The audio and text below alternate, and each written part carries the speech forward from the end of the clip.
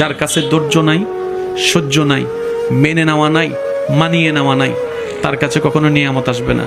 এই ক্ষেত্রে আমাদের অনেকের মনের একটা চাপা প্রশ্ন থাকে, জানতে চাওয়া যে ধৈর্য তো অনেক ধরেছি, আর কত ধৈর্য ধরবো, সহ্য তো অনেক করেছি, আর কত সহ্য করব। হাজার দিকে উত্তর না গিয়ে একটা উত্তর দেওয়ার চেষ্টা করি, মাথায় এবং মনে বসিয়ে রাখবেন যদি ভালো লাগে। ধৈর্য ততক্ষণ ধরবো যতক্ষণ আমাদের রব খুশি না হয়। সুবহানাল্লাহ। যতক্ষণ রব খুশি না হবে ততক্ষণ ধৈর্য, ততদিন ধৈর্য, তত মাস ধৈর্য, তত বছর ধৈর্য। কারণ আল্লাহ তাআলা জানেন কখন নিয়ামত দিলে আমাদের জন্য ভালো হবে, এটা আল্লাহই ভালো জানে। ওই হুকুম আসা পর্যন্ত অপেক্ষা করতে হবে, এটার নামই ধৈর্য। কোনো হা হুতাশ করা যাবে, আফসোস করা যাবে? আল্লাহ দিল আলহামদুলিল্লাহ, না দিল আলহামদুলিল্লাহ।